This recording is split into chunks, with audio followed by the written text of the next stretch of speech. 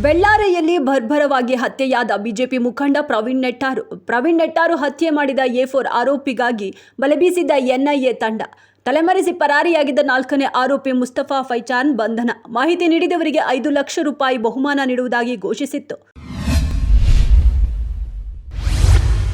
ಜೈಲಿನ ಮೆನು ಪ್ರಕಾರ ಇಂದು ರೇವಣ್ಣಗೆ ಟೊಮೆಟೊ ಬಾತ್. ನೆನ್ನೆ ಅಪ್ಸೆಟ್ ಆಗಿದ್ದ ರೇವಣ್ಣ ಇಂದು ರಿಲ್ಯಾಕ್ಸ್ ಮೂಡ್ನಲ್ಲಿದ್ದಾರೆ.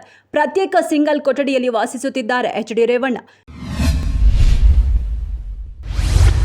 ಕಾಂಗ್ರೆಸ್ ಅಧಿಕಾರಕ್ಕೆ ಬಂದರೆ ಇಬ್ಬರು ಪತ್ನಿಯನ್ನು ಹೊಂದಿರುವವರಿಗೆ 2 ಲಕ್ಷ ರು ಆರ್ಥಿಕ ನೆರವು. ಕಾಂಗ್ರೆಸ್ ನಾಯಕ ಕಾಂತಿಲಾಲ್ ಭುರಿಯಾ ಹೇಳಿಕೆ ನೀಡಿ ವಿವಾದ. ಪಕ್ಷವು ಅಧಿಕಾರಕ್ಕೆ ಬಂದರೆ ಪಕ್ಷದ ಮಹಾಲಕ್ಷ್ಮಿ ಯೋಜನೆಯಡಿ ಮಹಿಳೆಯರಿಗೆ ವಾರ್ಷಿಕ 1 ಲಕ್ಷ ರು.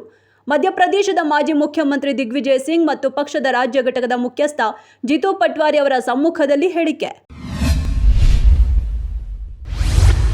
ತೆರಿಗೆ ಬಾಕಿ ಉಳಿಸಿಕೊಂಡ ಹಿನ್ನೆಲೆಯಲ್ಲಿ ಮಂತ್ರಿಮಾಲ್ಗೆ ಬಿಬಿಎಂಪಿ ಅಧಿಕಾರಿಗಳು ಬೆಳ್ಳಂಬೆಳಗ್ಗೆ ಬೀಗ ಹಾಕಿದ್ದಾರೆ.